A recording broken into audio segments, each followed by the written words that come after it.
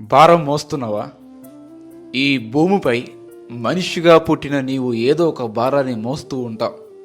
అది అప్పు కావచ్చు, అనారోగ్యం కావచ్చు, జాబ్ కోసం వెతుకుతూ ఉండొచ్చు, అది మ్యారేజ్ అవ్వచ్చు, ఇంకేదైనా కావచ్చు.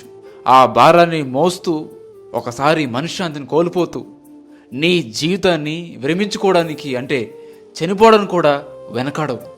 అలాంటి పరిస్థితులలో నీకు బంధువులు జ్ఞాపకం రారు, అనుబంధాలు నిన్ను ఆదరించలేవు. కానీ ఆ సమయంలో నీకు గుర్తుకు వచ్చేది దేవుడు. అయితే అలాంటి భారాన్ని మోస్తున్న నీకు నా దగ్గరకు రా, నీ భారాన్ని నీ చింతన నాపై వేసి నేనిచ్చే శాంతిని పొందుకో అని నీకు భరోసా ఇచ్చే ఒకే ఒక అతను నీవు ఎప్పుడైనా గుర్తించావా? ఆయనే యేసు. నీవు వింటున్నది నిజమే. ఈ లోకంలో ఆయన దగ్గర పొందలేని ఆదరణ నువ్వు పొందలేవు. ఈరోజు నీకు నెమ్మది కావాలా? అయితే యేసు దగ్గరికి రా. నీకు శాంతి కావాలా? అయితే యేసే దగ్గరికి రా.